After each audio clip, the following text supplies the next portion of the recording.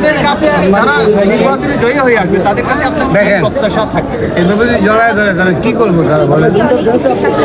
এটা কি সার্বিক নির্যাতন না?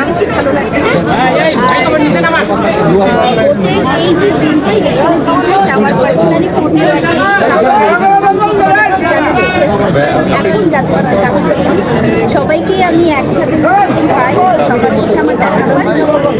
এটা আসলে একটা আমাদের শিল্পীদের জন্য আমি মনে করি যে আমার খুব ভালো লাগে যখন ইলেকশনে আর কি আমি আসি। মোটামুটি আমার জ্ঞান বুদ্ধি হওয়ার পর থেকে আমি মোটামুটি দেখছি যে আমার বাবা বারবার ইলেকশন করে এবং তার হারার রেকর্ড খুবই কম, যদি আমি ভুল না করি 2বার করে এত বছর ইলেকশনের মধ্যে সে হয়তো 2বার কার্ডলেস হয়ে গেছে।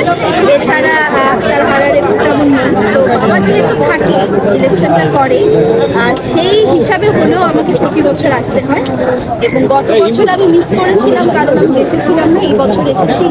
অনেক বেশি ভালো লাগছে, এত পরিচিত মানুষ, আমাদের কিংবদন্তি শিল্পীরা তাদের পাশে একসাথে নিচে বসে ভিতরে ভোট সবাই চাচ্ছে এবং আমি থাকতে পারছি, সবসময় জিনিসটা অনেক এনজয় করি।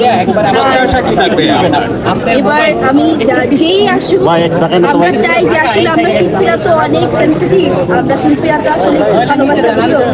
আমি চাই যেই আসুক আমাদের সমিতিটা যাতে আরো ভালো হয়, আরো স্ট্রং হয় এবং আমরা শিল্পীরা যাতে দিন শেষে আর কি একটা ছাপ পাই, শিল্পী সমিতিতে এসে যাতে কোনোভাবে ছাপটা আমরা পাই এবং শিল্পীরা যাতে শিল্পীদের পাশে থাকে, যেটা আমরা সবসময় চাই।